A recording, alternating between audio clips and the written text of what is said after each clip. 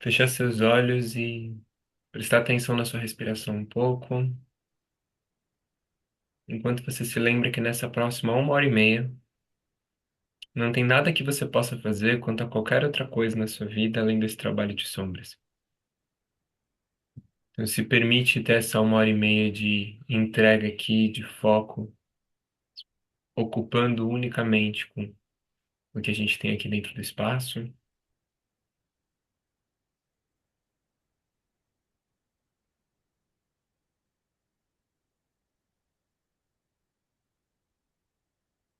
E dá umas 3 respiradas profundas, prestando atenção na sua respiração.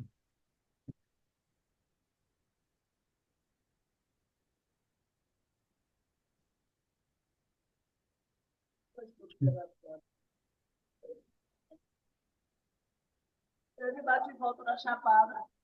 Eu não. Ele bate e volta lá da Chapada. É? Ele sabe o todo. E quando você terminar a respiração, você pode ir aterrissando pouco a pouco.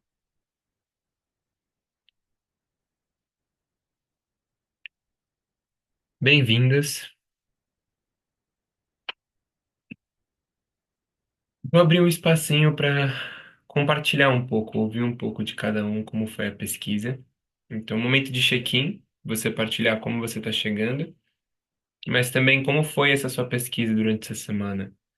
Como aberta para as outras pessoas. A gente mandou pontinhos, mas não pôde aprofundar muito no que foi cada descoberta, como foi nosso processo. Eu queria ouvir um pouco de vocês sobre isso, tá bem? Então, se topar começar, Luana, e a gente vai seguindo, você chama a próxima pessoa e assim por diante. Tá. Eu chego com várias descobertas sobre a minha base, a minha estrutura, como eu estruturei a minha vida. E conforme esses dias foram passando, várias coisas chegaram, eu fui anotando e fui sentindo. Tiveram momentos muito intensos de emoção, de sentimento, até da parte física. E eu percebo que a sombra que eu escolhi é uma sombra que rege quase tudo, assim, sobre o que eu acreditava ser eu mesma.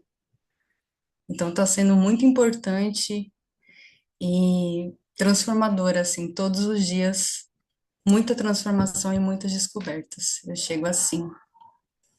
Como você chega, Vanessa?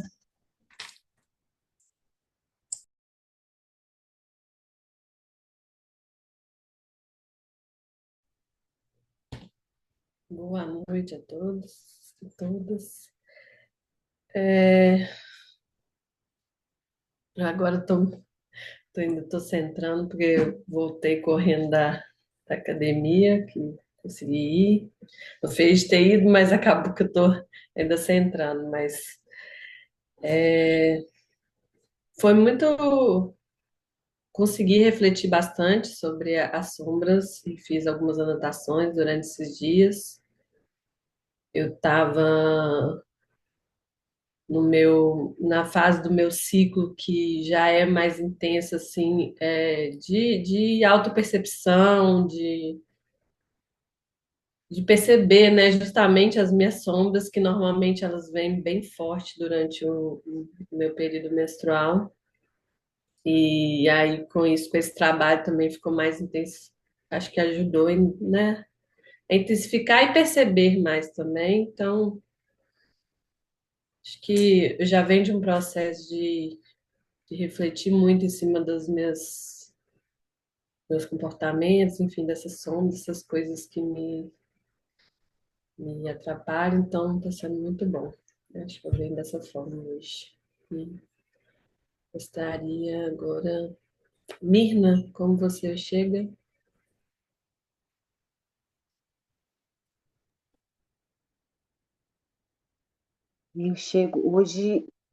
Hoje eu chego mais leve, mas teve pesado. Minha sombra pegou pesado comigo. É, mas com bastante reflexão e alguns insights. E, e com, assim, tá parecendo mais sombras que eu queria ter tá trabalhando também. É isso aí. Neferson, como é que você chega? Salve, salve, Irmandade. Gratidão por esse espaço, por essa iniciativa. Eu esteja sempre atento a honrar o quanto é sagrado a vulnerabilidade. Bom, eu acho que eu compartilhei lá no grupo que hoje era um dia muito potente para mim, né? E como tudo é perfeito, mas nem tudo é docinho, né, Israel? É, foi bastante desafiador para mim aceitar a maneira que o universo me apresentou esse desafio da o meu processo de olhar a sombra está cada vez mais simples, sabe? Sabe decantar, né? Sol viete coágula e é simples, é uma palavra, justiceiro, né? De injustiçado a justiceiro. E eu ter que aceitar que eu vou ter que pagar um valor que eu não tenho para o meu algoz, além de tudo que já foi criado, está me desafiando para caramba. Eu estou com sangue no olho, né? Hoje eu tinha que ir para uma academia, puxar ferro, pegar uma enxada para carpir um lote, ou catar alguém na porrada na roda de capoeira. Porque eu confesso que hoje eu tô com a raiva no centro do meu peito, emanando uma potência de ação que eu nem sei ainda para onde direcionar. É, assim falei, com muito amor, apesar da dor que está vibrando em mim. Gratidão.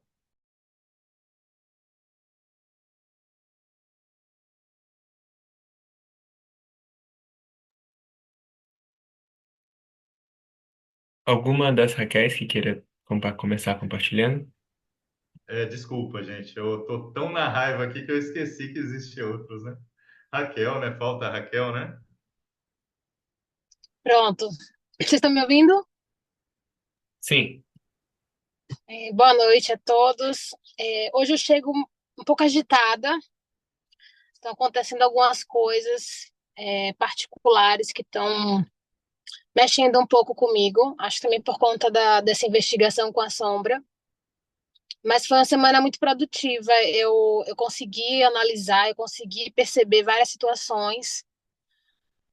Agora, semana passada você falou, Israel, da gente tentar agir com a sombra mesmo, tomar as atitudes que a sombra tomaria. Em relação a mim, eu já não consegui muito. Eu não sei se é porque eu me pegava toda hora pensando nisso. Eu não conseguia agir de uma maneira tão natural e deixar que a sombra agisse naquele momento. Então foi minha maior dificuldade. Mas deu para pensar direitinho, deu para analisar e fazer muitas anotações. Foi muito bom. Agora te convido, Raquel, a falar como você está se sentindo. Muito obrigada.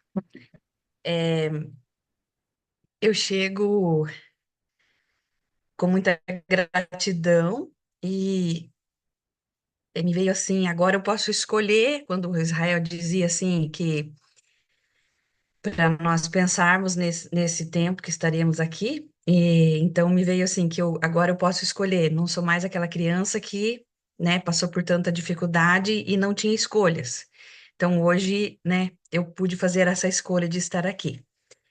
E eu tive muita dificuldade, né, para identificar, assim, direcionar, né, o trabalho com a sombra, mesmo sabendo que tendo várias, mas, assim, a dificuldade de enxergar ela assim mesmo.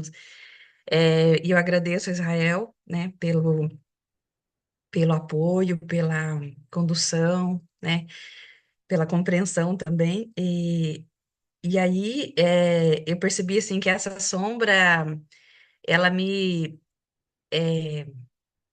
dificultou muita coisa na minha vida também, embora ela foi um dos mecanismos de sobrevivência, ela me impediu de viver muitas coisas com intensidade, né?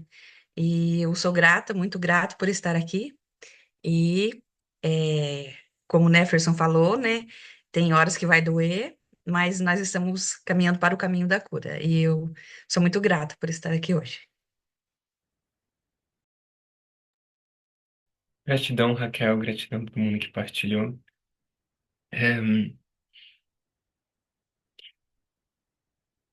voltando a um ponto, assim. Deixa eu lembrar só qual o nome de cada uma das Raquéis para eu saber o sobrenome. É Raquel para eu poder diferenciar. O que? Não, É, Raquel Gonçalves. a sua é Raquel Gonçalves. Tá. Deixa eu adicionar aqui.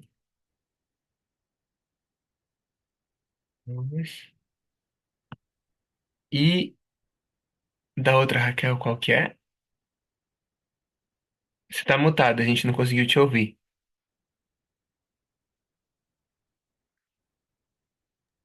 O meu é Oliveira. Tá bom. Raquel Oliveira, perfeito. Gratidão, viu? Então, voltando a uma coisa que a Raquel Oliveira disse, sobre é difícil a gente replicar ela naturalmente, né? Mas alguém teve dificuldade em fazer a sombra observando durante a semana? O Neferson teve. Mais alguém teve a oportunidade de fazer a sombra e observar? Quem fez a sombra e observou fazendo a sombra? Tá, Vanessa, Raquel Gonçalves. Tá. E o Neferson e a Raquel Oliveira tiveram dificuldade de ver naturalmente, né? É, a gente vendo, ela não vai ser naturalmente, porque o naturalmente é a gente cego. É a gente olhando pro outro lado, fingindo que não tá vendo, né? Então vai sentir estranho você tentar fazer, Raquel, olhando. Vai sair bugado, vai sair estranho. Porque a natureza da sombra é que ela faz quando você não vê. Quando você vê, ela não faz. E isso permite que ela sobreviva por tanto tempo na sua vida. Porque você tá com os olhos virados pro outro lado, para não entender o que realmente está acontecendo, né? Então, por isso que é um experimento antinatural, ele não é natural de se experienciar ou de fazer, mas a gente força um pouquinho a barra para poder experienciar, para poder descobrir, para poder pesquisar essa sombra mesmo. Então, essa é uma dimensão. E, e uma outra coisa, eu acho. Acabei de lembrar que você mandou um áudio, mas eu não vi, Neferson, porque eu tava para entrar num podcast. E aí eu acabei deixando passar a mensagem. Você quer partilhar um pouquinho do que você falou? Porque eu perdi o contexto do que era. Você topa isso agora? Gratidão pelo espaço de escuta, porque, irmão, eu estou explodindo, cara. Eu preciso falar, então tem que achar algum terapeuta com escuta. É, eu, eu anotei, né? A sombra aparece quando tu não olha, né? E cacete, eu tenho um olho gigante, cara. Então ela foi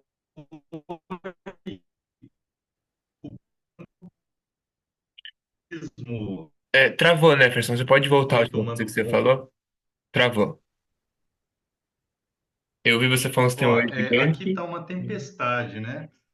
Tá bom. Tá ouvindo bem? A minha banda de internet tá lenta, né? Agora Eu voltou. uso 5G aqui e aqui é 4. Tá ouvindo? Sim, Eu vou desligar o meu vídeo, tá que bom. daí o meu áudio vai bem. Tudo ok? Perfeito. Pode sim. Uhum. Ó. Aí, ó. Ó, que gato que eu fiquei aí, ó.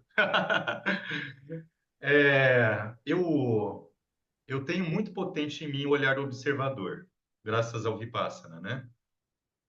E eu tive que assistir um filme que foi a minha escola sobre as sombras para que ela explodisse, chamado O Advogado do Diabo, com Ken Reeves e o Al Pacino. Quem conhece esse filme?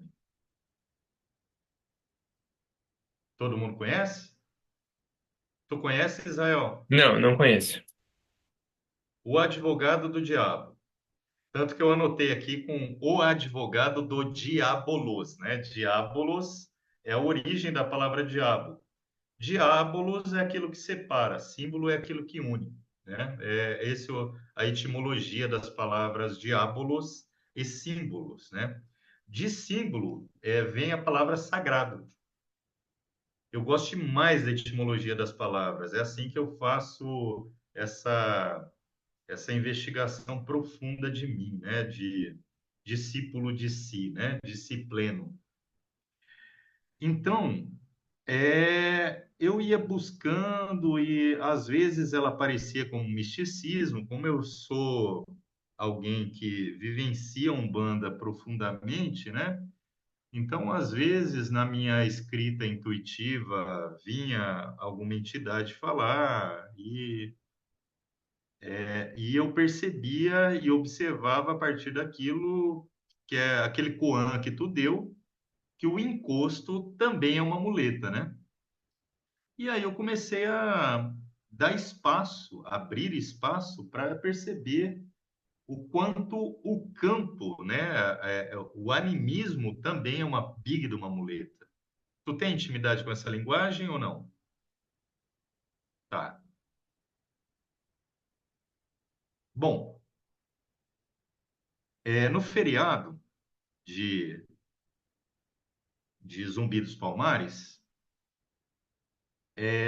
eu senti no meu coração de socorrer quem me socorreu no dia da crise mais fodida de pânico. Gente, vocês me dão licença para hoje eu ter a licença poética de falar palavrão? Com todo o respeito.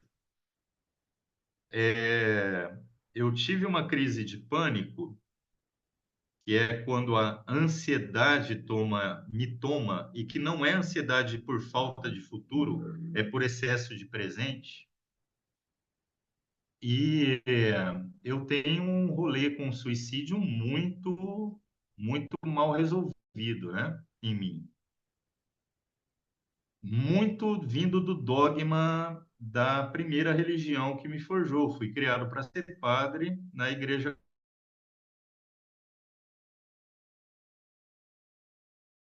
Então, ao invés de agredir o outro, eu acabo me agredindo. Pela falta de não saber me defender, eu geralmente me ofendo. E aí, eu faz 14 anos que eu não trabalho, eu estou a serviço, ou como voluntário, ou seguindo o fluxo aí, deixando a vida me prover, né? E eu estou num momento bastante delicado financeiro, porque terminou a minha missão aqui com a minha mãe e com a minha avó. Eu estou há 2 anos e 8 meses na casa da minha mãe, e esse quarto era o quarto da minha avó. A minha avó ficou por 8 meses vegetativa e eu fui os braços, enfim, eu fui o movimento dela, né? Porque minha mãe não estava dando conta. Logo após isso, minha avó fez a passagem e minha mãe teve câncer. Então eu saí da cadeia e despedaçado, destroçado, eu dei o que eu não tinha, que era força para cuidar. Eu precisava ser cuidado. Hoje, eu saí lá da audiência, que é um acordo, a Promotoria de Justiça tentou achar uma forma de eu não responder criminalmente pelo ato que eu cometi.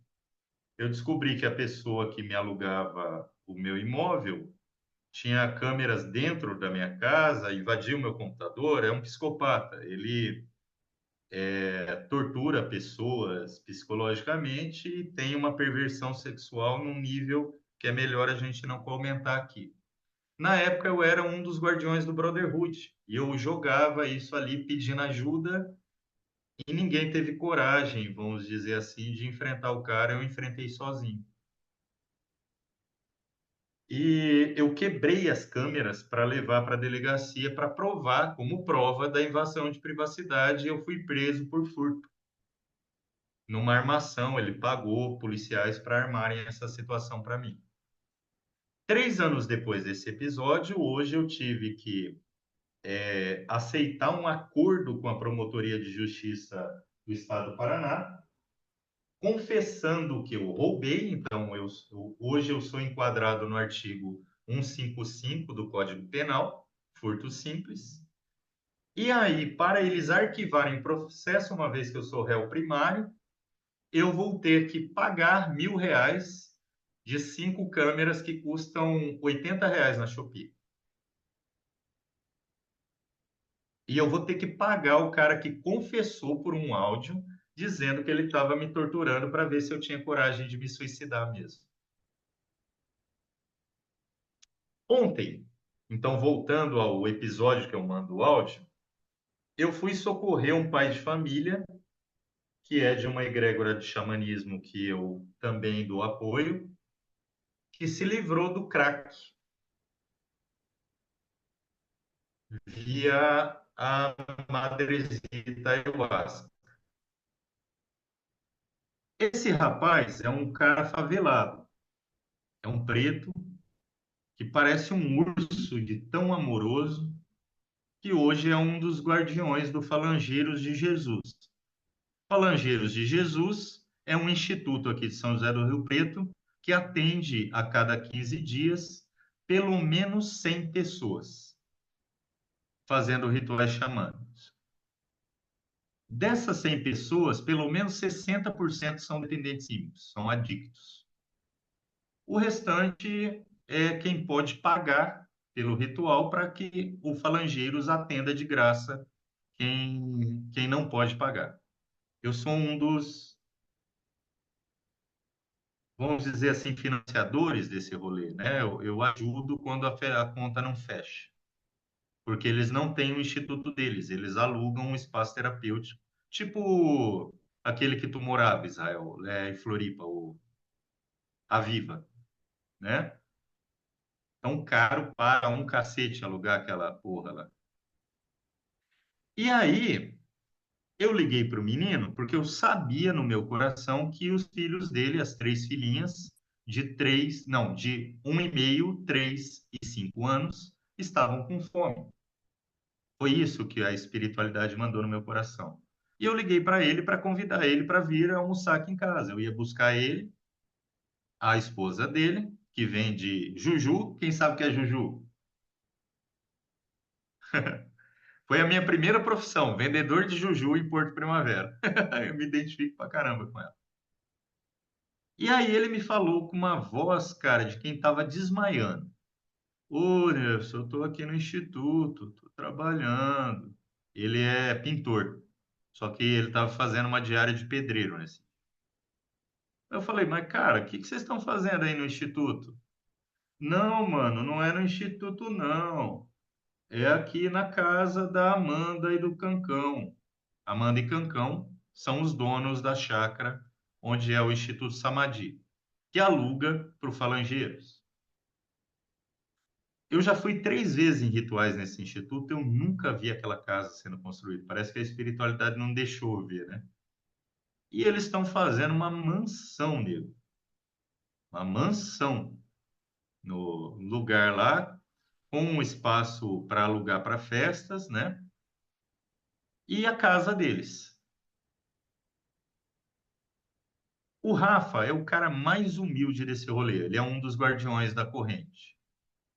Ele é o guardião do tabaco. Ele que veio me trazer o rapé que me salvou aqui. E, e eu fui lá socorrer ele. Falei, cara, você precisa de ajuda? Eu senti que ele falava, eu só ouvia assim, pelo amor de Deus, vem me salvar. E eu catei o carro e fui lá. É longe para um cacete. E ele mora mais longe ainda. Quando eu chego lá, cara, era 3 horas da tarde. São José do Rio Preto tem 4 sóis para cada ser humano. É um sol que ele não queima, ele torra. O cara tava desde as 7h30 da manhã quebrando uma laje de uns 20 centímetros de concreto na mão, sem almoço. O cara tava desmaiando. Eu, belezura do Cancão, que é um professor de capoeira, eu não vou chamar ele de mestre, porque para mim ele é um bosta. Tava lá, feito patrão, só lá cortando as madeirinhas e conversando com a sogra dele e o povo descendo a lenha, trabalhando no feriado de Zulu dos Palmares. Todo mundo preto, todo mundo favelado. Não preciso dizer mais nada, né? Meu irmão, eu sou uma moça. A minha mão é mais fina que a mão de Dondoca. Eu catei aquela porra daquela marreta e estourei toda a minha mão, mas eu comecei a quebrar aquilo lá para ajudar o menino, para ele não tinha forças mais. Só que daí eu vesti um arquétipo que eu uso muito bem. Eu não sei se é uma sombra ou uma muleta. Ele se chama Trickster. Conhecem esse arquétipo? O Trickster. Trickster é o Coringa. Trickster é o palhaço, o bobo da corte do tarô. É a morte. O bobo da corte é o único que pode falar na cara do rei a verdade que ele não quer ouvir e não ter a cabeça cortada. E aí, meu irmão, baixou a maior potência dos símbolos e arquétipos que me permeiam, que é a criança, o herê. Para entender o herê, tem que estar moleque. E eu comecei a me divertir fazendo aquilo lá. A raiva foi embora, a energia do Rafa voltou e a gente começou a rir para um caramba lá brincando de quebrar aquela porra daquela laje. Em determinado momento, essa alegria começou a incomodar profundamente o capitão do mato. Quem sabe o que é capitão do mato? É o chicoteador de escravo. É o preto que bate em preto. Rapaz, esse cara começou a incomodar comigo. Daí, primeiro, encheu o saco com meu paieiro. Depois, eu fiquei molhado de suor e começou a queimar minha pele. Eu tirei a camiseta. Ele mandou botar a camiseta. Na terceira vez, já no final do dia, uma tempestade armou. E aí o Rafa olhou para mim e falou: Ó, eu acho que Mãe Oxum vai salvar nós desse rolê, vai acabar chovendo aqui 4 horas da tarde, eu não aguento mais, quero ir para casa.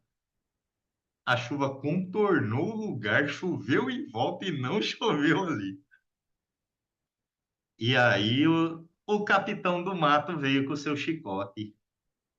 Veio com o seu chicote com sangue no olho. E a gente falando, não, agora amoleceu, que a gente começou a jogar água no concreto, esperar a água chupar e honrar a água mole em pedra dura, tanto bate até que fura, para ver se a gente conseguia quebrar aquele negócio com mais facilidade. Ele tomou eu não sei se vocês conhecem uma ferramenta, é uma viga mais ou menos de umas, sei lá quantas polegadas, ela é grossa, muito pesada, uma viga de concreto, de aço, e começou, tomou da mão, e o cara tem uns 2 metros de altura, 4x4. E falou: é assim que faz. É na força do ódio. E começou a quebrar o negócio. Só que o negócio já estava mole. A gente já tinha cortado com a maquita. E começou a quebrar o restinho que faltava. E começou a tirar com a nossa cara.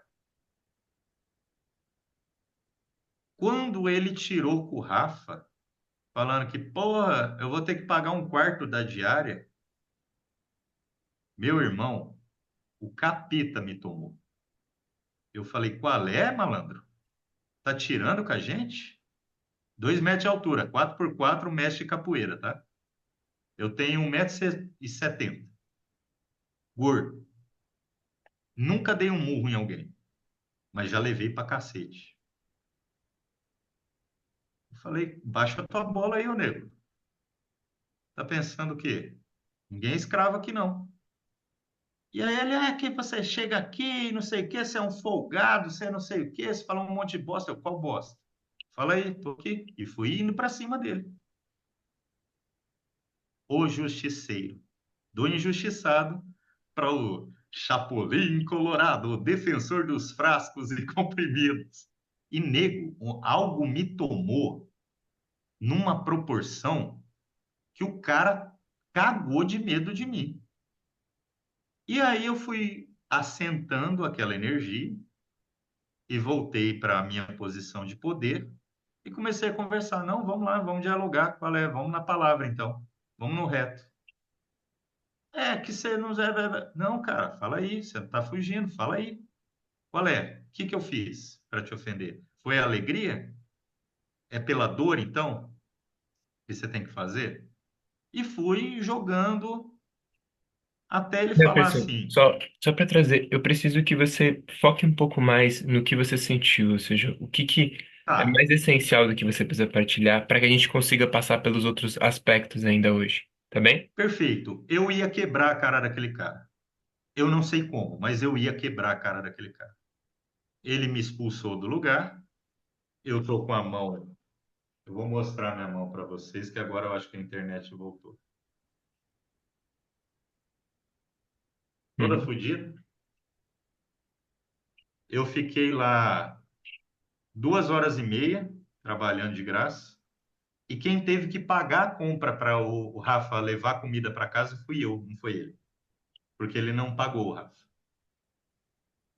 E eu desafiei esse cara até o último para ele vir para cima de mim. Eu queria bater nele. E eu ia conseguir.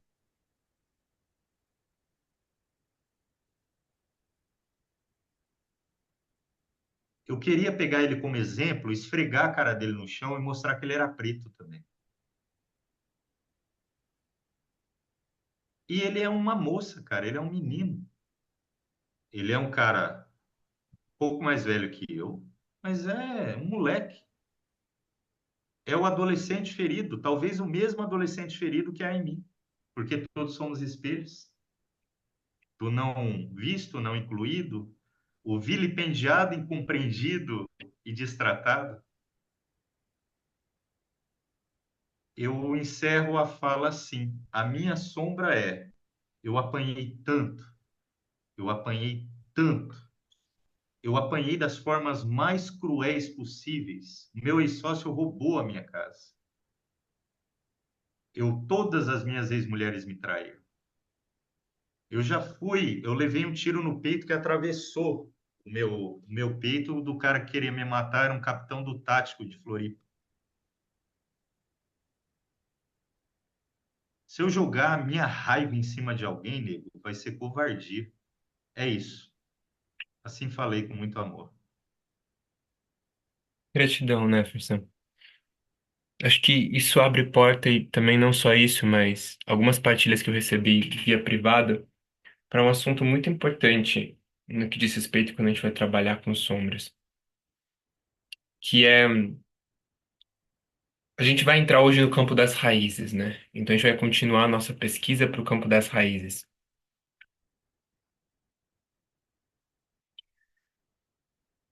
Dentre as raízes, a gente tem a raiz de dor emocional, a gente tem a raiz de comprometimento obscuro, que é quando uma dor emocional vira um comprometimento de vingança, de ódio. A gente tem a raiz daquele vício, e a gente tem a raiz da inconsciência, que é muitas vezes ela é sobre sombras que a gente comete ou age, porque a gente acaba tomando uma. Tem um problema na nossa frente. E a gente pode responder a isso de uma forma com sombra ou a isso de uma forma com luz. Trazendo uma distinção mais clara, eu posso responder a isso de uma forma irresponsável, que está na minha frente, ou eu posso responder a isso de uma forma responsável. Eu posso responder isso na minha frente de uma forma inconsciente, ou eu posso responder isso na minha frente de uma forma consciente.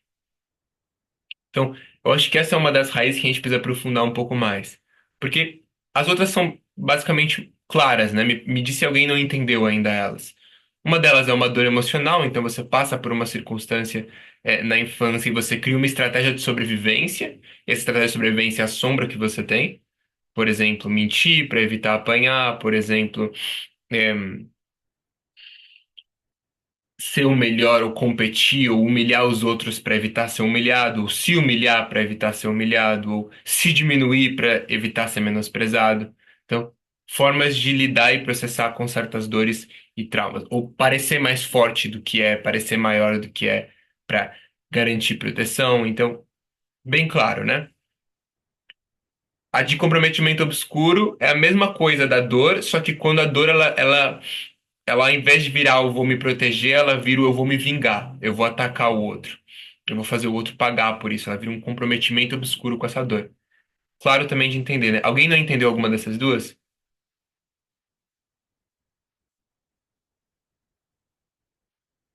Se tiver dúvida, pode falar, gente, não tem problema. Pode perguntar. Uhum. É porque ou tá caindo a sua internet, Israel, ou é a minha, que toda hora tá travando. E eu não Ah, tô conseguindo identificar. eu tô travando pra todo mundo, gente? Pra mim tá ok. Tá de bom. Acho Travou que é não. a Raquel que está travando. Tá bom. Você não tá conseguindo ouvir, Raquel? Quase nada, tá travando bastante. É, a sua, quando você fala, trava um pouquinho pra gente também. Dá uma verificação. Tá bom. Então, tem essas duas. Tem aquela terceira, que é o vício da mente subconsciente, então você se vicia no êxtase ou numa sensação que algo traz para você. Então, se você já teve a experiência de viciar em qualquer coisa, você sabe o que que é isso, né? O viciar numa sensação, no Instagram, na dopamina, numa série, num jogo, numa pornografia, numa droga, no que for, no flerte, no ato de flertar com outras pessoas na rua, tudo isso, um vício da mente subconsciente. E tem essa que é uma certa. E tem essa que eu quero aprofundar um pouco mais, que é uma certa inconsciência ou uma não percepção que o que você está fazendo é inconsciente ou que existe uma outra forma de lidar com as coisas.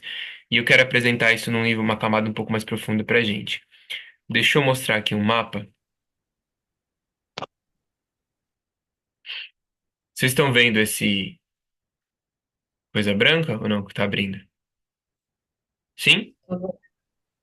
Tá. Deixa eu carregar.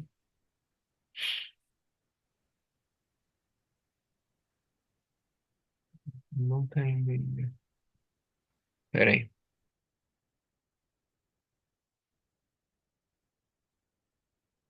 Boa.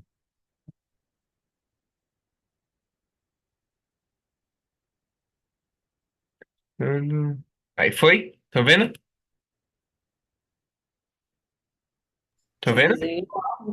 Eu ainda não Só desenhei. a tela, só a tela Desenha. branca? Sim, é. Sim, a Sim, tela branca. Aham. ela branca sim. Ah, agora eu tô vendo uma linha. Tá, perfeito. Então eu quero falar para vocês um pouco sobre um conceito chamado baixo drama. Quem aqui já ouviu falar de baixo drama? Alguém ouviu falar já? Não, Tá. só branco. Existe uma pesquisa chamada análise transacional, que ela estuda a forma como as pessoas se relacionam como um todo e como são essas interações que elas fazem. E tem um cara que ele era um estudioso da análise transacional e ele um dia foi pro cinema. Ele não queria ir pro cinema, mas ele foi mesmo assim com a companheira dele. Ele estava muito afim de estudar. E aí ele começou a observar, com esse clima de estudo ainda, o filme. E ele percebeu que no filme tinha três papéis que sempre aconteciam e que viviam se repetindo constantemente. Esses papéis eram o do perseguidor ou algoz, o do salvador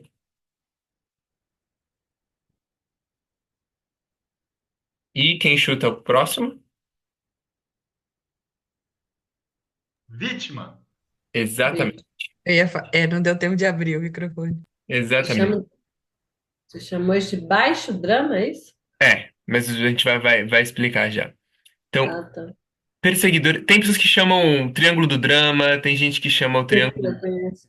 É. É porque eu vou explicar porque isso está inserido num outro contexto que eu vou trazer para vocês. Então, perseguidor, salvador e vítima. No filme, quando você olha, os personagens, eles. Todos os personagens principais, eles estão enquadrados em um desse local. Ou eles transitam entre. Se é um filme ou uma série mais complexa, eles transitam entre esse local. Tem uma vítima, tem um perseguidor e tem um salvador. Assim também na nossa vida. Os filmes, eles imitam a vida real. A gente faz isso de forma um pouco mais disfarçada. Mas constantemente estamos jogando um jogo de baixo drama, um jogo aonde ou eu sou a vítima, ou eu sou o salvador, ou eu sou o perseguidor. Tem uma vítima, tem um salvador, tem um perseguidor, tem clareza de quem está em cada papel. Você pode jogar isso triangulando com outras pessoas, então você vê outra pessoa como a vítima, você vê outra pessoa como perseguidor, você se vê como salvador, ou você se vê como a vítima, vê outro como perseguidor e vê alguém como salvador, alguma situação como salvador.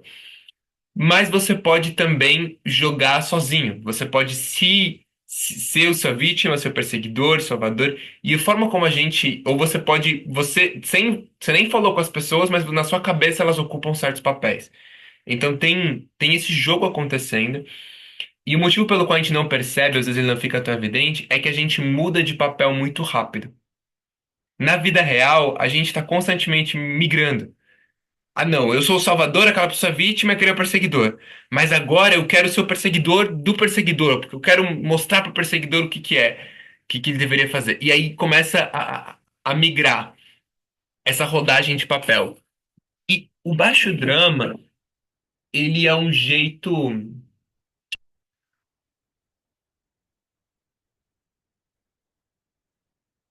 posso dizer, pobre de tentar resolver as coisas. Pera, alguém fez um traço aqui, eu pedi para não fazerem, para não confundir. Aqui. Então, ele é um jeito ineficaz de tentar resolver as coisas. Quando a gente. Ele é um jeito feito para crianças tentarem resolver as coisas. Perfeito. Para a gente explicar. Quando você é uma criança, você é pequeno ou pequena, dependendo do contexto onde você nasceu, raramente um convite de relação adulto é aceito. Se uma criança chega em um adulto e às vezes faz um convite maduro, fala, ei, eu quero isso porque isso é importante para mim. Se o adulto não quiser, às vezes o adulto não é nem disponível para escutar a criança. Ele enrola a criança, ele só fala que não, ele só não liga pra criança, ele só faz qualquer coisa pra calar a boca da criança. Porque ele é adulto, ninguém vai reclamar com ele, ele pode fazer essas coisas. Então, isso é comum na nossa cultura. Quem de vocês sabe do que eu tô falando? Já viram isso? Uma criança querendo fazer um convite maduro e o adulto, ou você mesmo como adulto já se percebeu fazendo isso, enrolando só porque você não quer. Mentindo, enganando, enrolando, manipulando, ou não ouvindo, só dizendo não, sem escutar de verdade.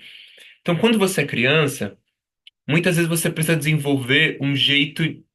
É mais fácil você conseguir as coisas com o baixo drama, que é você se fazendo de vítima, você fazendo uma manha, você manipulando a situação para você conseguir o que você quer, você conseguindo fazer o adulto se sentir culpado. Você tem mais chance de conseguir aquilo que você quer. Quem de vocês já percebeu isso? Com você criança ou com outras crianças? É, é quase que os adultos falam: olha, você só vai conseguir o que você quiser se você jogar um baixo drama.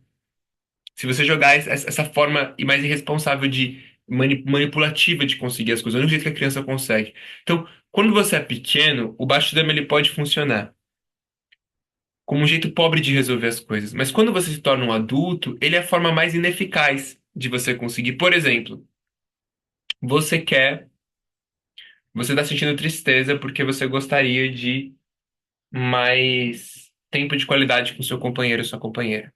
Você gostaria que tivesse mais tempo de qualidade. Mas você está acostumado a lidar com a vida de forma com baixo drama. Então você faz um drama. Você se coloca no lugar de vítima e fala com seu companheiro, sua companheira como, nossa, você nunca fica comigo, tal, você fica aí fazendo as coisas. Percebeu? A minha vontade era eu quero estar com você, mas eu começo a comunicação, eu começo a partir do lugar já onde eu sou a vítima e ele ou ela é perseguidora ou perseguidor, para eu tentar conseguir aquilo que eu quero. Então, é um jogo que eu jogo para conseguir o que eu quero, mas que agora, quando eu sou adulto, ao invés de começar todo um baixo drama ali com o meu companheiro e minha companheira, eu poderia simplesmente ir e conversar de adulto para adulto, de forma madura. Ei, eu tô. Percebi que eu tô triste, que eu gostaria de passar mais tempo com você. Topa passar mais tempo comigo? E aí ele ou ela podem dizer sim ou não. E vocês podem conversar em cima disso. Sem necessidade do baixo drama, sem necessidade da manipulação. Então, o baixo drama ele é uma forma pobre de resolver as coisas. Ele deixa a gente entretido, porque a gente está todo envolvido num drama químico na nossa cabeça, mas ele não resolve de verdade as coisas.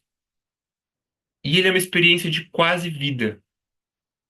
Você fica sempre no baixo drama, você não tá vivendo. É que nem sobrevivência. Você não tá vivendo de verdade, você tá quase vivendo. Você tá vivendo sempre um drama baixo, um drama, tipo, sempre tem uma nova vítima, um novo perseguidor, um novo salvador. Você sempre está ocupando um dos papéis. Então vamos explorar um pouco mais esses papéis e depois eu vou apresentar outras possibilidades. A vítima, ela tem uma frase, ela tem algo que ela está dizendo, né? Ela está dizendo: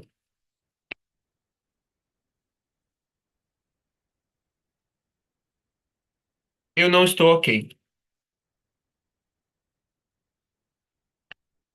Tá dizendo isso. Eu não estou ok. O perseguidor, o que você acha que ele está dizendo? O que vocês acham que ele está dizendo?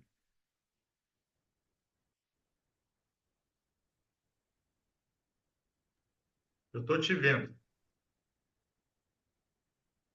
Algo nessa direção. Ele diz: você não está ok, ele concorda com a vítima. Você não está ok, no sentido de você pode estar fazendo algo errado. Eu acho que você está fazendo algo errado. Tem algo que não está de certo com você. Só que ele diz: e eu vou pisar em você por isso. Tipo, você está errado e eu vou pisar em você por isso. E o que que o Salvador diz? Aqui é curioso, porque o Salvador, ele é um papel que, nos filmes, é o herói, né? Como a gente vê como herói. Herói é quem? É quem chega lá, as pessoas estão más, alguém é uma pobre vítima, precisa da ajuda dele, não consegue parar nos próprios pés sozinha. E aí o Salvador vai lá e sempre salva o dia, né? Só que o Salvador tem que sempre ficar salvando o dia, porque as vítimas sempre são como se fossem menores que eles, não fossem capazes de cuidar ou de parar nos próprios pés. Então a gente tem o costume de ver o Salvador como um papel bom, né? Como, ai, que massa, Salvador, a gente tem que ser isso, tem que ser salvadores. Mas isso- a gente não percebe o que está por trás realmente do Salvador. O que você acha que o Salvador disse? Tipo, você não está ok, eu vou te ajudar a ficar bem? É, ele disse: você não tá ok, ele concorda com a vítima. Uhum. Concorda. Você não tá. Ele tá reforçando pra vítima que ela não consegue, né? Ela não tá ok. Você não tá ok. Eu tô ok.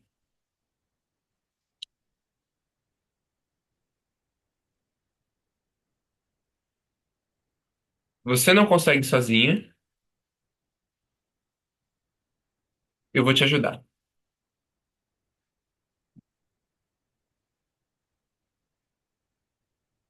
Faltou um não, Israel. Você não consegue sozinho. É, aqui. Você não consegue sozinha. Eu vou te ajudar. O perseguidor, ele também diz que ele tá ok, né? Você não tá ok. Eu tô ok. Eu, e eu vou pisar em você por isso.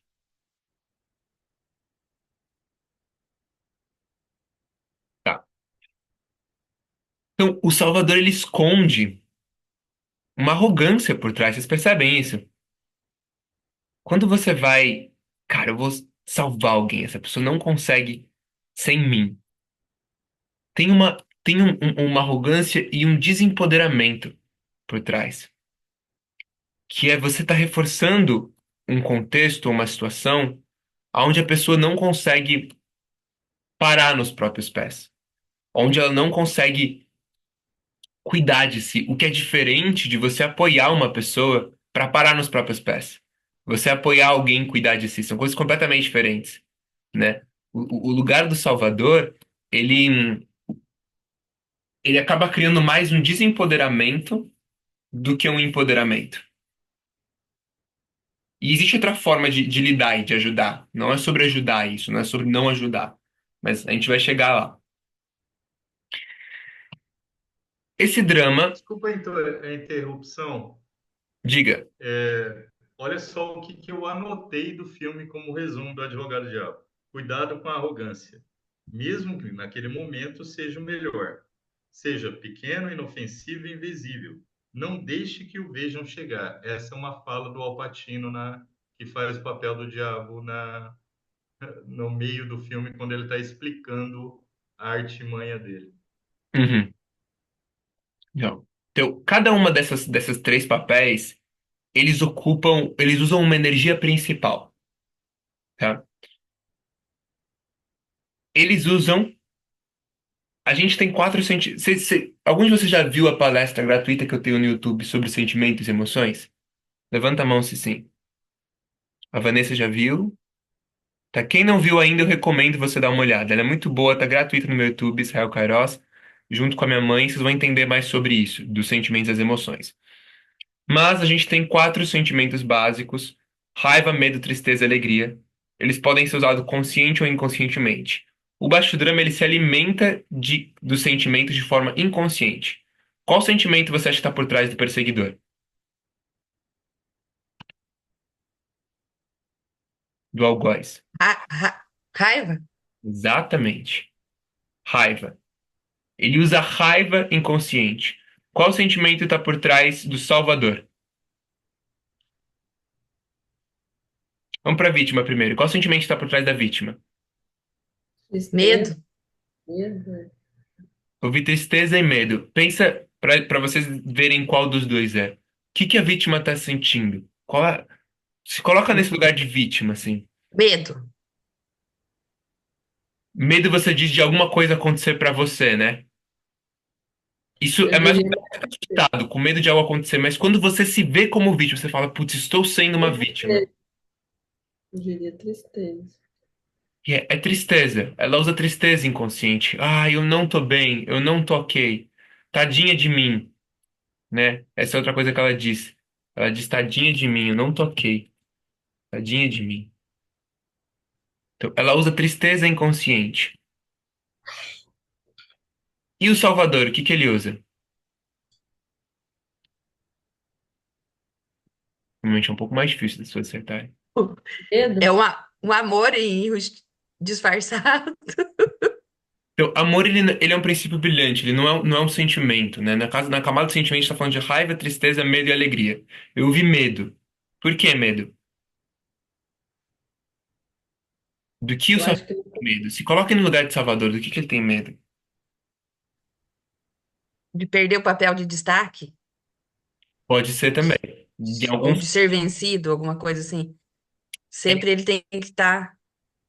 Ele tem. Não sei. O Salvador, ele tem uma camada de egoísmo que é muito interessante, que é como se ele não pudesse ficar bem se os outros não estão bem. Então, ele quer resolver a vítima para ele poder ficar bem. Entende? É tipo, alguém tá triste, alguém tá com um problema perto de você e você quer resolver a vítima, você quer resolver o problema, você quer resolver ela, porque aí você pode ficar bem. É um medo do próprio sentimento do outro tá sentindo algo, do outro tá passando por algo. Ou um medo de que o outro não é capaz de fazer sozinho. Então, alguns medos diferentes, dependendo da sua posição como salvador. E a alegria inconsciente aqui, ela vai por trás desse jogo todo. Que é, não sei se já perceberam, mas tem uma parte nossa que se diverte jogando baixo drama. Quando você acha que tá certo e tá. É algo sobre os sentimentos, né, Ferson? Depois eu mando no grupo. Então, quando você acha que tá certo como perseguidor e você age como perseguidor, cara, eu arrebentar a cara daquela pessoa, ela vai ver. Tem um fundinho de alegria por trás. Vocês percebem isso? Tem um. Ou quando você, quem de vocês já não bancou a vítima e ganhou? No sentido de compraram que você era vítima. Você ganhou assim, estão se sentindo culpados, você tá numa posição de vantagem. Quem de vocês não sentiu um pouquinho de alegria, assim, tipo, ganhei, tá no papo. Agora a discussão já acabou. Agora soltei o argumento que claramente eu sou a vítima, ganhei. É. Ou é quando você é o salvador.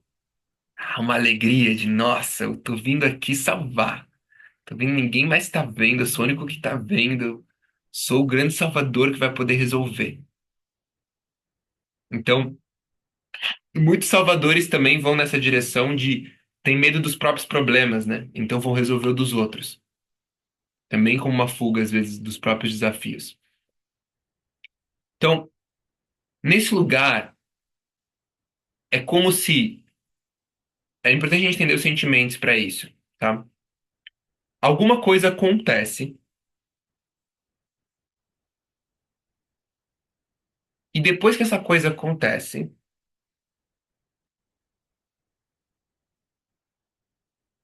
eu vou explicar do jeito mais lúdico, porque é algo relativamente complexo. Estão vendo essa linha daqui no meio? Vou te colocar uma linha. Vou deixar ela no meio porque eu vou. Pera, não.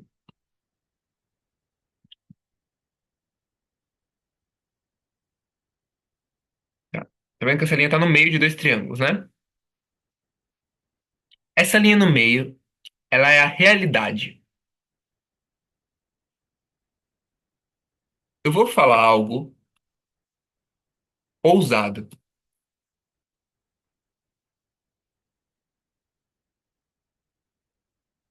Você escolhe se você vai levar isso com você ou não. É algo ousado, o que pode abrir possibilidades, tá?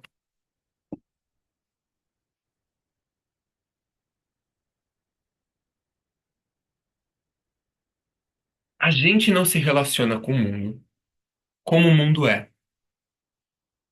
A gente se relaciona com o mundo a partir das histórias que a gente se conta sobre o mundo. Vamos supor que você passou por uma infância bem traumática e desafiadora. Você passou pelo que você passou. Ponto.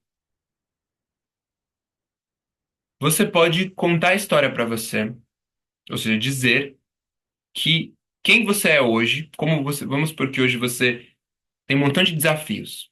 Você tá cheio de dívidas, você tá num relacionamento abusivo, você tá em drogas, o que for. Você pode dizer para você que quem você é hoje e a vida que você tem é responsabilidade de onde você veio, do ambiente que você viveu, da classe social na qual você nasceu, dos seus pais. Você pode dizer isso para você. Não estou falando que isso é errado. Não estou dizendo que não é assim. Estou dizendo que você pode se contar, dizer isso para você. Que é isso. Quem você é responsabilidade dos seus pais, é quem a vida te fez assim, as circunstâncias te fizeram assim, a situação que você nasceu te fez assim. Se você enxerga o mundo dessa forma, quanto poder você tem para mudar quem você é hoje, ou mudar a sua vida hoje? Se quem fez sua vida foi onde você nasceu, seu passado, seus pais e sua classe social. Quanto poder? Nenhum. É, Nenhum. nenhum. Ou muito pouco. É. E se você mantém essa história, você não muda. Porque você acha que a realidade é assim, logo você age de acordo com isso. Se você, não tô falando que essa é a história certa, mas se você se conta a história, se você se conta a história de que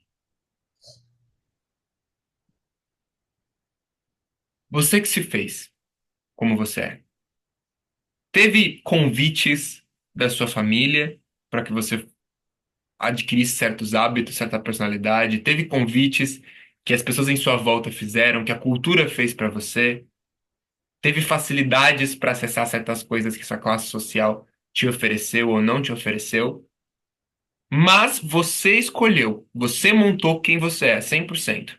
Podia ser que você montou inconscientemente até agora, você não estava escolhendo, mas estava montando sem perceber. Mas você 100% é responsável, 100% da sua vida hoje, dos problemas que você tem, dos BOs que você tem, do relacionamento que você tem, dos vícios que você tem, das sombras que você tem, da vida que você vive e de quem você é. Se você escolhe isso, quanto poder você tem para mudar a sua vida?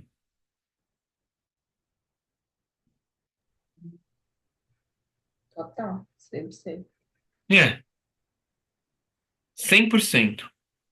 A partir da forma como você vê, você muda. Quem de vocês conhece pessoas que mudaram independente do passado delas, ou da história, ou do que aconteceu? Um monte.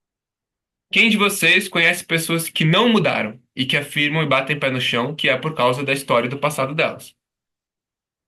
Vai. Então, Conheço eu mesmo. os dois têm provas que funcionam. As duas histórias têm provas que funcionam. Elas têm provas que se provam realidade, né? E quem acredita numa, colhe os resultados de uma, quem acredita na outra, colhe os resultados da outra. Nós, seres humanos, não vivemos, não relacionamos com a realidade como ela é. A gente se relaciona através da forma como a gente enxerga ela. Outro exemplo. Antes do ser humano descobrir que a Terra era redonda, ele achava que a Terra era plana. Ele agia como se o mundo fosse plano. Ele não fazia grandes navegações, porque se navegasse demais podia cair da beira do mundo. Assim que o mundo descobre que a Terra é redonda, as grandes navegações começam. Porque o pessoal perdeu o medo de cair da fim do mundo, que agora a Terra era redonda. Então, o ser humano, a Terra nunca mudou. A Terra deixou, ela era plana e virou redonda depois? Não. Ela nunca mudou, mas a forma como o ser humano via aquilo mostrava a forma que ele reagisse. Você pode estar no meio da floresta e você pode estar do lado de um montão de planta comestível. Se você não sabe, não tem a distinção, se você não tem a história na sua cabeça de que aquela planta é comestível, você pode morrer de fome. Então a gente não se relaciona com a realidade como ela é, a gente se relaciona com as histórias que a gente carrega sobre a realidade. Agora vai a parte ousada, tá?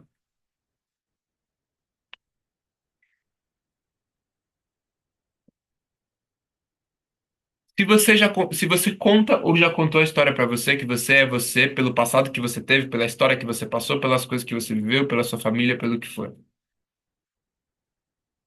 De quantas formas diferentes você já contou essa história? Você-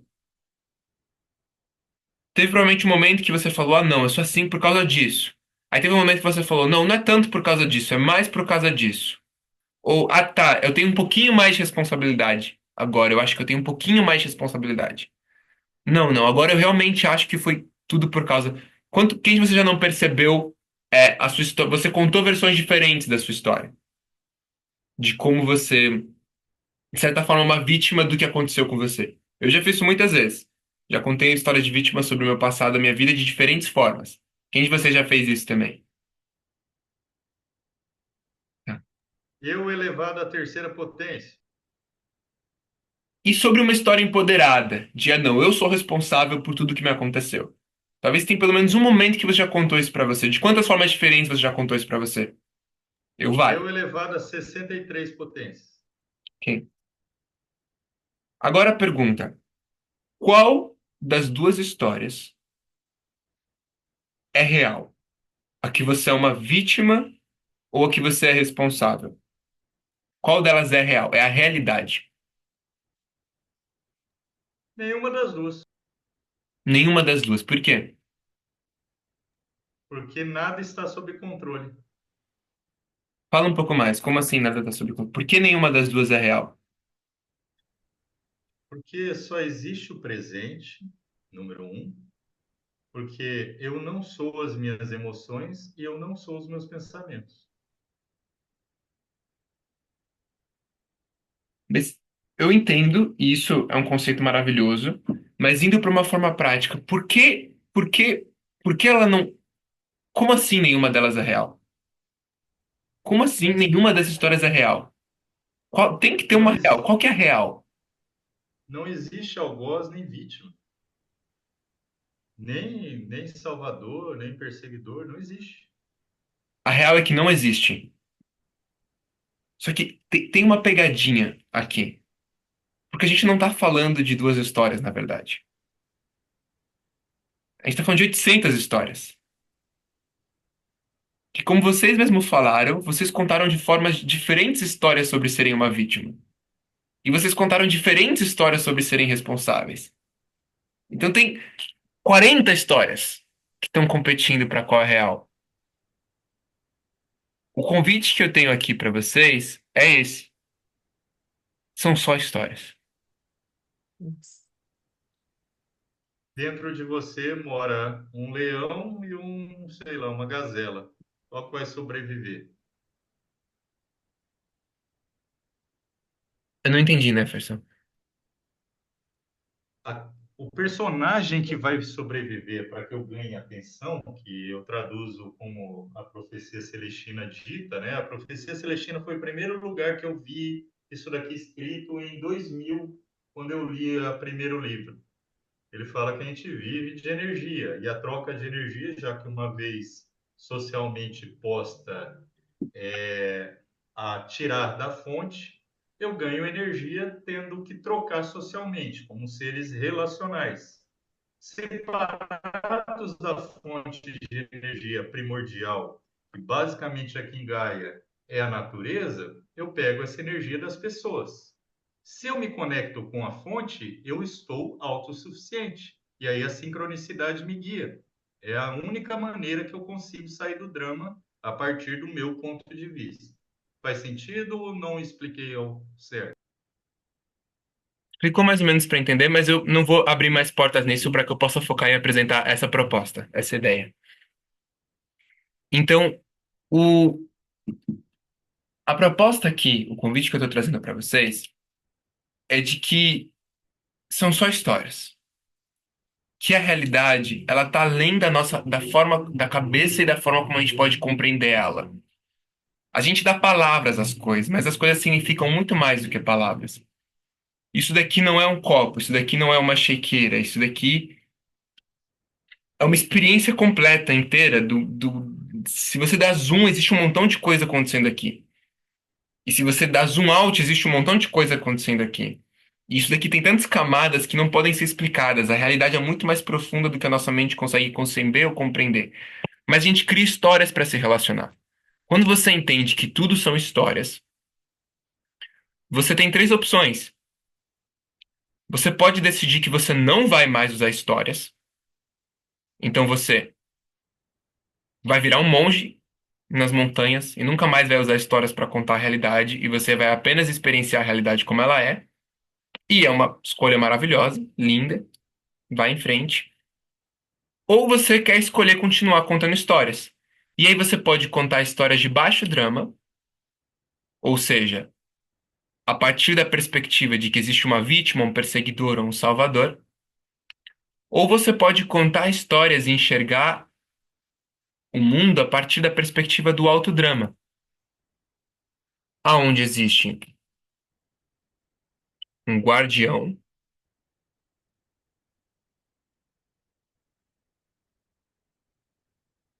um mago ou designer,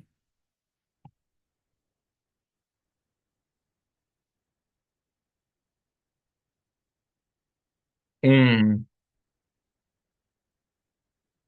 amante ou comunicador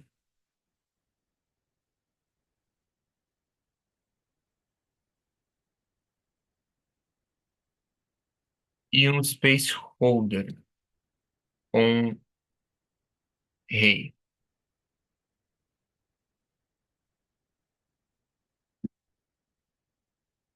E ele vai, essa forma de enxergar o mundo, ela vai usar a mesma energia dos quatro sentimentos, mas a base do qual você parte é diferente. Que é o quê? Olha a diferença do baixo drama e do alto drama, tá? No baixo drama, alguma coisa acontece na realidade. Você me permitiria usar o exemplo do que você trouxe e compartilhou com a gente, Nef? À vontade. Gratidão, irmão. Então, algo acontece, tá? Você descobre, tem alguém que você se importa, que tá passando fome e trabalhando no sol até agora, em um contexto que coisas dizem pra você que isso não é legal. Você não gostaria que isso estivesse acontecendo. Isso tá acontecendo, é realidade. Pá, chega pra você a realidade. Você se depara com uma circunstância. Você tem uma coisa, um fator muito importante que define qual das posturas você vai assumir. Na primeira postura que você pode assumir é a postura de isso não deveria estar acontecendo. Isso não é certo. Isso não poderia estar acontecendo. Quando você assume essa ideia, imediatamente você cai no baixo drama. Isso não devia estar acontecendo, uma não aceitação com a realidade. Isso não devia estar acontecendo. E aí você cai nisso. Ele é uma vítima, e aí o cara é um perseguidor e eu preciso lá salvar. E o baixo drama nunca termina numa conclusão madura. Nunca termina numa, num resultado maduro, numa conversa madura, numa solução madura. Porque todo mundo chega armado, todo mundo chega se vendo num papel específico e lutando para defender a razão desse papel. Agora, existe um outro jeito de você criar o resultado que você quer. Por exemplo, eu tenho a impressão que o seu coração queria, Neferson, era, primeiro, servir com amor alguém que você ama, alguém que você queria cuidar, ver essa pessoa nutrida, ver essa pessoa bem, e você gostaria de trazer um pouco de clareza, um pouco de consciência para as outras pessoas que estavam ali sobre que não era legal o que estava acontecendo, que elas poderiam criar algo mais alinhado com o próprio coração delas. São pessoas ali que prezam por virtudes que elas não estavam aplicando no momento. É isso que você queria. Tô certo, né, com o que você queria trazer? Tá. Então, Consegui fazer isso depois. então, com a questão quando você diz isso não deveria estar acontecendo, você não aceita a realidade, você automaticamente cai no baixo drama, aonde você vai usar. E quando você cai no baixo drama, porque isso não deveria acontecer, você usa a energia inconsciente dos seus sentimentos. Então, se tem uma vítima ou você está se sentindo triste, você se banca vítima sobre isso. Essa tristeza ela vai pro lado do vitimismo, de tentar manipular o outro. Se você tá com raiva e ela vai pro lado inconsciente, vai pro lado da agressividade, do querer bater, do querer brigar, do querer enfiar pela goela do outro abaixo, que você tá certo e que o outro tá errado. Se você vai com medo inconsciente, você vai no lugar do querer controlar, do querer manipular a situação também para resolver. Quando você encontra a realidade, e aí é um ponto muito chave, você aceita que aquilo é a realidade do momento. É muito importante perceber, aceitação não quer dizer ser passivo. Aceitação é mais ativo do que negação. Percebe? Vamos supor que está andando na rua e tem um cara batendo numa criança. Esse cara tá batendo numa criança. Se você demora para aceitar que aquilo está acontecendo, você assume uma postura passiva. Você fica, não acredito que tá batendo. Não podia bater. Você tá vendo isso? Tá batendo. É um absurdo. Não pode estar acontecendo. Isso não devia estar acontecendo. Você não está aceitando que aquilo está acontecendo na sua frente. Se você vê alguém estranho batendo numa criança e você aceita rápido, eu aceito, tá batendo. Mas eu não quero que isso aconteça mais. Eu quero mudar isso, eu quero criar algo diferente. Você pode agir. Você só pode agir para mudar algo depois que você aceitou que aquilo está acontecendo. Enquanto você não aceita que aquilo está acontecendo, você não pode realmente agir para mudar. Você pode fazer um drama, você pode fazer picuinha, você pode fazer um montão de coisas. Mas você não pode agir para mudar enquanto você não 100% aceita. Então, por exemplo, Ah, isso não devia estar acontecendo. Você consegue julgar a pessoa na sua cabeça pelo que ela está fazendo.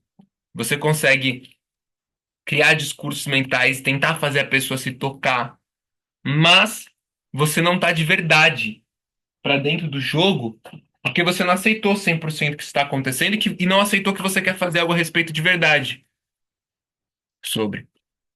Deixa eu só conectar aqui a tomada antes que descarregue. Então, a chave para o autodrama é, você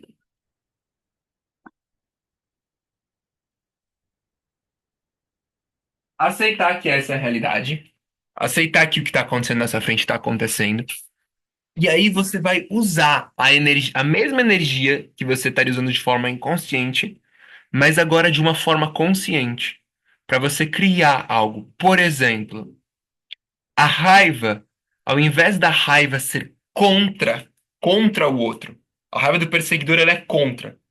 A minha raiva vai contra você pelo que você está fazendo. Quando você aceita que aquilo está acontecendo, a sua raiva ela vira para. Eu sinto raiva para criar algo diferente, para criar clareza. Um exemplo de usar a raiva em autodrama, com o exemplo que o Neff trouxe, por exemplo, é chegar, perceber a situação e a primeira coisa de fazer é chamar a pessoa para uma conversa adulta e madura. Tipo, olha, eu tô percebendo que isso daqui tá acontecendo. Você tá vendo isso também? Então, é um exemplo da raiva sendo usada conscientemente. E é muito louco, porque a raiva inconsciente do drama, ela normalmente ela vai acumulando. Você não fala, você não age, mas você julga, aquilo vai crescendo dentro de você, até que uma hora tá no ponto de explodir. A raiva no autodrama, que o autodrama ele é muito direto, ele é muito maduro, ela não espera acumular. Na hora que ela tá pouquinha, na hora que ela tá assim, você chegou, viu 10% de raiva, você não guarda. Você já vai e já comunica com aqueles 10%. Que é Posso diferente. fazer uma pergunta? Diga, Neferson.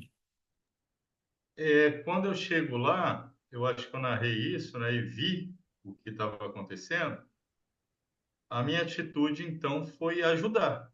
Fui lá, conversei com o cara, falei, "Ô, você está precisando, lembra que eu contei? E ajudar. Isso ainda cai no baixo drama? Não sei se você percebe, Neferson, mas você estava sendo um salvador. Ele é uma vítima, ele não consegue se posicionar, se colocar, tem um perseguidor, eu preciso ir lá salvar ele. Eu vou lá me colocar de mártir e fazer também para ajudar, e quem sabe os outros vão se tocar com o que eu tô fazendo, do que eles estão fazendo é legal, e aí a situação vai mudar. E é muito louco, porque quando tá ouvindo, você travou. Acho que você fez joinha, mas eu travou no joinha. Você tá ouvindo a gente ainda, Neferson? Estou ouvindo, Tá. eu entendi que a atitude não, eu não parei, né? Eu não parei e coloquei o ponto de vista, eu só interferi, é isso? E também não é só isso, é que você fez como se fosse sobre o. É Rafa o nome dele? Qual era o nome do...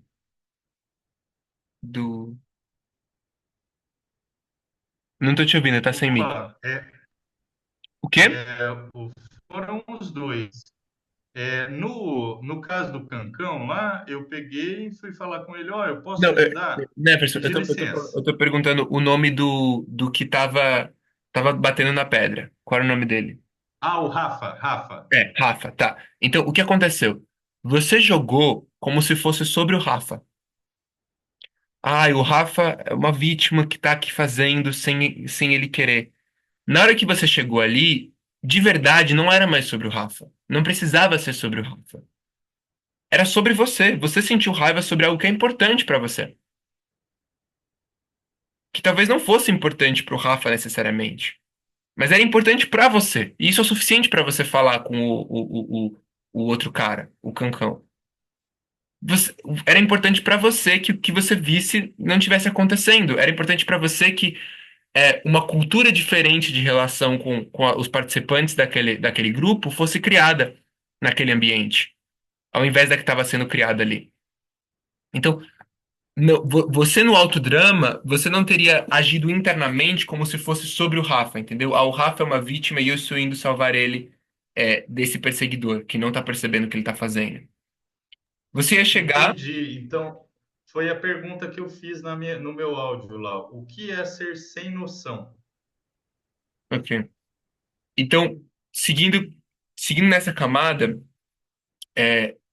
o autodrama, você aceita o que está acontecendo e você usa a mesma energia. Então, a raiva, ao invés de ser contra o outro, atacando o outro porque ele não deveria, é para. A raiva ela revela o que é importante para você.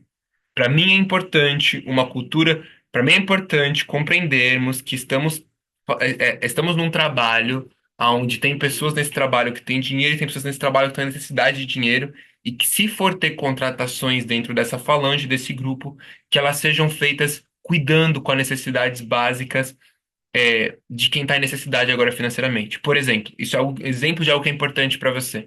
Então a raiva ela vira em prol disso, ela vira para construir isso, não para atacar um perseguidor, entendeu?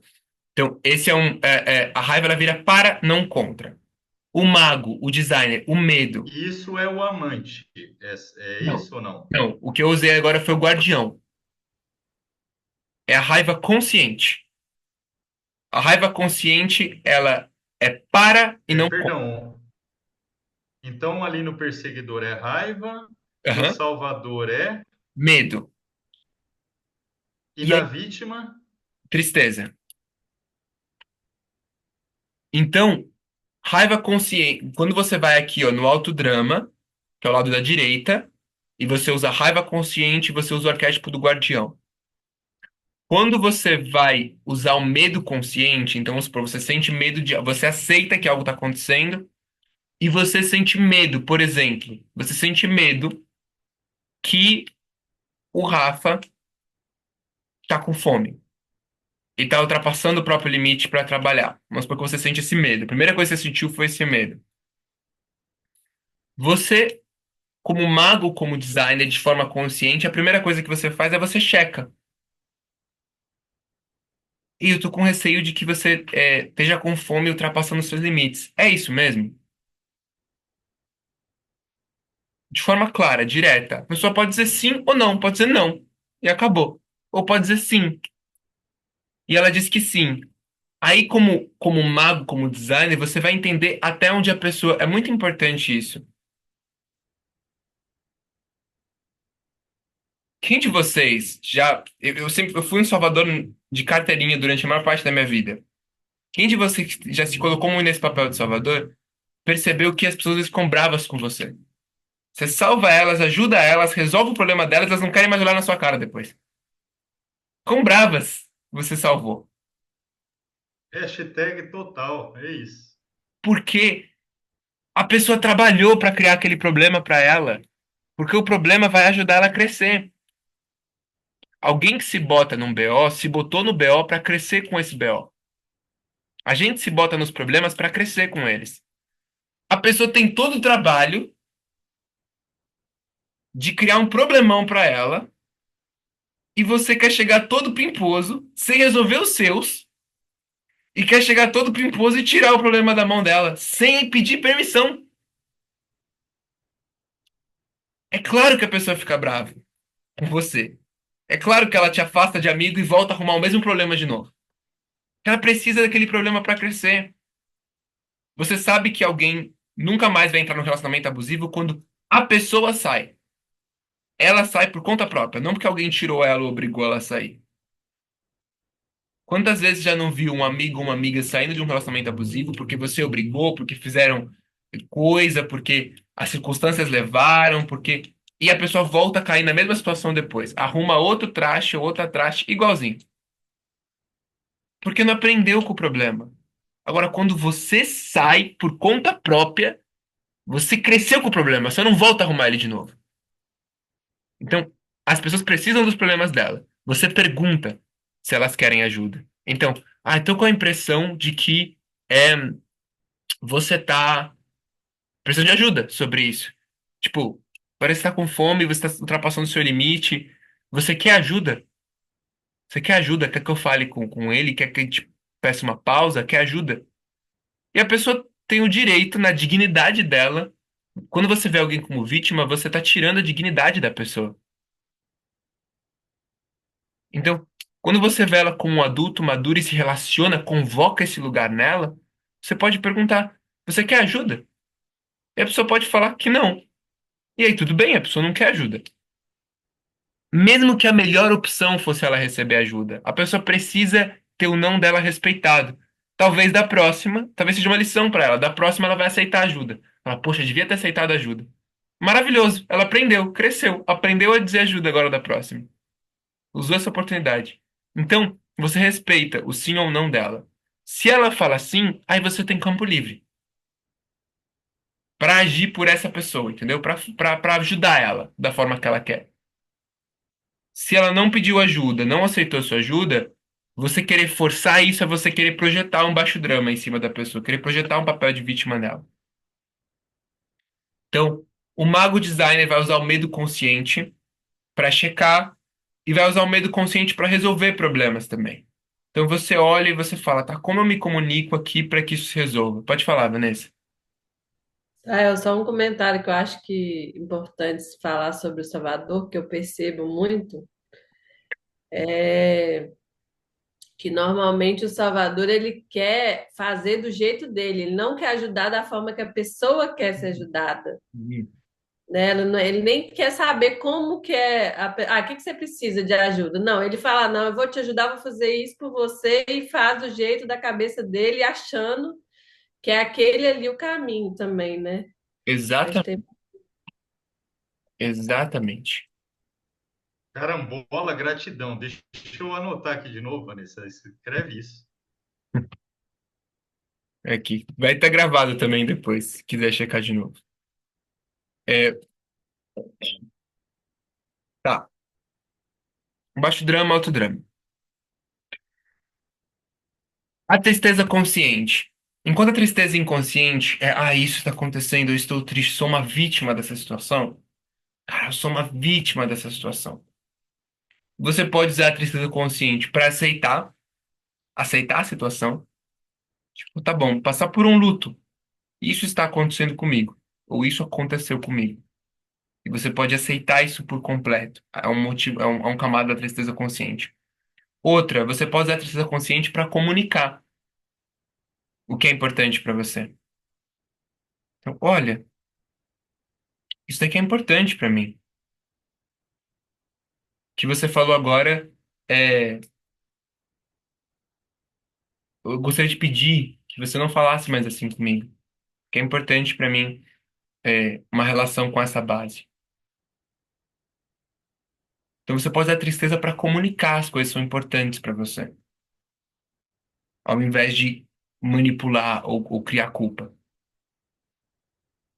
E a tristeza consciente, enfim, não vou aprofundar muito nisso, mas você usa para celebrar, para amparar espaço como um. Porque enquanto a alegria inconsciente ela se diverte com o drama, a alegria consciente ela se diverte com o autodrama. É o ato de você se divertir com estar criando uma relação mais madura, mais responsável. A base do baixo drama é irresponsabilidade. Você está aqui evitando responsabilidade sobre o problema de verdade. Você tá, isso não devia ter acontecido, isso está acontecendo, você está fazendo toda uma picuinha, mas você não está indo para resolver de verdade. O autodrama você vai claro e reto para resolver. Pera, eu tô com a impressão aqui que você não está dizendo o que você quer dizer. É isso mesmo? Você checa. É, não, tá bom, resolvido. Olha, eu percebi que isso daqui está acontecendo, é, e eu acho que esse espaço, eu acho que nesse espaço, o valor ou o princípio de igualdade, ele devia ser. É, eu acho que essa ação não condiz com o valor que a gente tem aqui de igualdade. Vamos fazer algo diferente? O que a gente pode fazer de diferente aqui? Por exemplo, né, Nef? Você chegando lá no cara e falando, irmão, é, eu prezo muito por um cuidado e uma igualdade com o outro que eu acredito que eu suponho que você também preze. Por você estar aqui, por você trabalhar aqui, por você estar nesse movimento junto. E eu sinto que isso que está rolando dele estar aqui trabalhando há muito tempo, sem comer, pode não, eu acho que não conversa com os valores que a gente tem, eu, você e esse espaço. Então, como a gente pode fazer? Como a gente pode cuidar disso aqui? Como a gente pode oferecer um ambiente melhor para ele de trabalho? E aí você chama o cara pro time, entendeu? Você não tá da raiva contra ele. A raiva para criar o valor que você quer, a virtude que você quer. Do nada você começou de um lugar completamente diferente, chamando o cara pro time para criar aquilo que você quer. Então é uma abordagem, o autodrama, que nos permite, muitas vezes. Então, qual é real a história? A real é a história que o Rafa é uma vítima, o cara é um perseguidor e você é um salvador? Ou a real é a história é que o Rafa não é vítima e que você não é o salvador e que na real você se importa com algo e você quer comunicar aquilo e quer criar algo diferente no espaço? De Qual novo, arquétipo tu tá usando? não, eu tô falando geral agora, não tô falando arquétipo específico. Ah, tá. Então, qual dos dois é a história real? Nenhum. Nem que o Rafa não é vítima é a história real, nem que o Rafa é vítima é a história real. Os dois são histórias. Mas, dependendo de qual você usa, você cria possibilidades diferentes.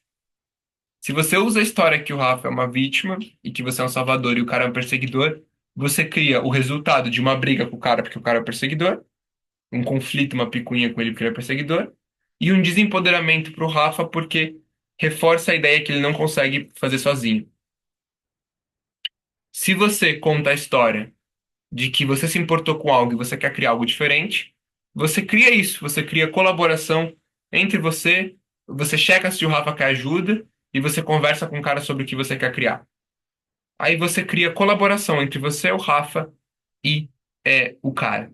Então, o baixo drama ele vai criar muitas vezes competição, fofoca, é, grupinhos um contra o outro, manipulação, mentira, fingimento. Ele cria um montão dessas sombras. Por isso que eu tô falando sobre isso, porque o baixo drama ele cria um montão das sombras nascidas a partir da inconsciência, do não perceber isso, do não perceber que o baixo drama é o jeito menos eficiente de conseguir realizar as coisas. E quando você age com alto drama, você cria responsabilidade, colaboração, conexão, amor, empoderamento. Cara, quando você trata alguém com dignidade, não como se fosse uma vítima, mas você trata a pessoa parando nos próprios pés dela, você trata ela, você cria um princípio brilhante de empoderamento no lugar. Então, é, esse é o convite no que diz respeito a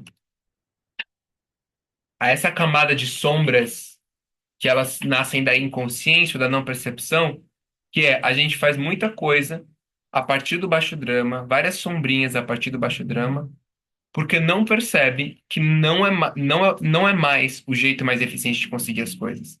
Ele era quando você era pequeno, ele era quando você era criança, ele era na sua escola, ele era onde você vivia antes. Mas hoje, o jeito mais eficiente de você conseguir as coisas é você criando, agindo de forma madura, direta, criando um autodrama. Que nem como eu falei lá no workshop das sombras, quando a gente fez a Work Talk mesmo, uma semente de mamona dá mamona.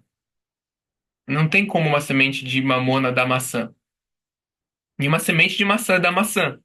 Então, não tem como manipulação, julgamento, mentira, resultar em algo positivo para você. Ou resultar em você conseguir o que você quer de algo positivo, de uma forma positiva. Você só vai conseguir esses resultados se você jogar com colaboração, se você jogar com empatia, se você jogar com conexão, se você jogar com amor. Porque aí você está plantando uma semente de maçã, e aí você vai ter maçã. Então, essa pegadinha da raiz da inconsciência é a gente constantemente tentando colher maçãs enquanto a gente planta sementes de mamona. Então, o que, por exemplo, né, voltando ao exemplo, o que o coração do Nefe sempre quis criar ali foi conexão, amor, colaboração mas a estratégia que foi pouco a pouco ativando, né, como é, um julgamento silencioso à distância do que o outro estava fazendo ou não fazendo, e aquilo foi alimentando dentro da cabeça, né? Então, isso é uma semente de maçã ou de mamona? Aí, talvez as piadas ou os comentários que podem ter rolado entre você e o Rafa sobre a circunstância, as trocas de olhares, julgando a circunstância e colocando o outro num lugar específico de perseguidor. Isso é uma semente de maçã ou de mamona? Então, o resultado final da quase briga, do conflito, foi definido pelas sementes que você plantou. Mesmo que o que seu coração queria era plantar semente de maçã. E tá quase todo mundo, é muito louco, quase todo mundo, gente, na cultura moderna que a gente vive hoje, o coração quer uma coisa e você planta outra. Você quer dizer eu te amo pra alguém, só que você faz isso com picuinha, você faz isso com manipulação, você faz isso com joguinho. Você quer passar tempo de qualidade com o outro, mas aí você tenta fazer uma manipulação para o outro passar tempo de qualidade com você. É uma semente de mamona, vai dar mamona, não vai dar maçã. Então, essa aprofundando mais nessa raiz, tá? A gente está chegando no nosso final. A tarefa de casa vai ser expandir e assumir no grupo, tá? Então, a gente estava falando só de pontinhos até então. E a ideia agora é que no decorrer dessa semana, nesses próximos 3 dias, assim, até segunda-feira, você vai terminar de preencher seu suporte, suas consequências e suas raízes. Então, você, qual a raiz dessa sombra? E você vai pegar essa sombra e você vai partilhar no grupo. Gente, eu tenho a sombra tal, as consequências dela é tal, o suporte é tal e a raiz é tal. E se durante a semana você vai continuar observando essa sombra, e se você ver mais alguma coisa que você deixou passar, você vai agregar, tá bom? Quem topa fazer isso? Eu vou mandar o meu lá, quem mais vai mandar? A Luana vai mandar, o Neferson vai mandar, a Vanessa vai mandar, a Mina vai mandar, a Raquel vai mandar. Legal. Então, essa é a nossa tarefa de casa. Terminar de preencher as raízes. Agora, tá todas as raízes claras para vocês? Israel, dá Vamos para você falar repetir? um pouquinho mais da inconsciência? Sim, ela é dessa. Ou seja, o que ela quer dizer, quando você pensa na inconsciência, é você tá fazendo algo que você não percebia quão mal estava fazendo. Por exemplo, até o encontro de hoje, o Neff podia achar que o que ele estava fazendo de ajudar, de salvar, né, o colega, era a coisa mais consciente que ele podia estar fazendo. Aí falar, poxa, eu tô indo ajudar. Todo mundo fala que ajudar é bom. Então, eu tô indo é, salvar o outro. Isso é maravilhoso. Então, é isso. É uma não percepção de. É quando a gente tá. Nosso coração quer plantar semente de maçã. A gente planta de mamona e acha que é de maçã. Entende? Isso que é inconsciência. Então você está criando um baixo drama, você está criando uma sombra, mas você acha que você não percebe o que isso cria de verdade. Você não percebe que existe uma outra possibilidade, um outro jeito de fazer isso, de se relacionar. Então essa é da inconsciência. É você não estar percebendo em camadas mais profundas que isso é uma sombra, ou como isso é uma sombra. Então, essa é a raiz. Deu pra entender? Legal. Alguma dúvida antes da gente fechar sobre qualquer coisa que precisem para fazer a tarefa de casa de vocês? Sobre a raiz, Uhum, as raízes, é, você chegou a falar que, logo que você falou sobre as raízes, falou que é da estratégia de sobrevivência, né? uhum. Que é por que a gente usa a sombra. Agora, eu não, eu não consegui, porque durante a semana, no raiz, eu achei que podia ser controle, no caso da minha sombra, que seria controle, eu coloquei. controle, insegurança.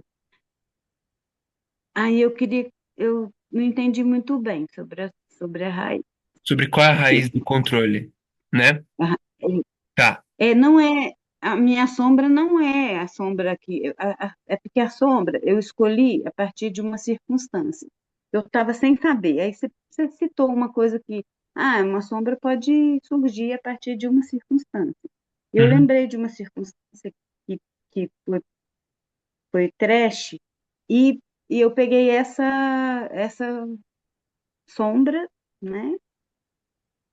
E durante a semana veio isso na raiz, só que eu não sei, eu tô confusa com relação à raiz. Sim. tá bom. Você entendeu que a sombra não tem necessariamente as quatro raízes, né? Ela tem uma ou duas raízes, você entendeu isso? Então você tem uma sombra, ela tem consequências, que a Uhum, gente viu no último encontro, ela tem suportes, né? E ela vai ter sim, uma ou no máximo duas raízes, a sua sombra. sim. E aí você vai ver entre as raízes e compreender, estudar a sua sombra. Qual que é a raiz da minha sombra? Então vamos supor, sua sombra é uma raiz de controle. Você vai observar ela para você descobrir qual que é a raiz dela.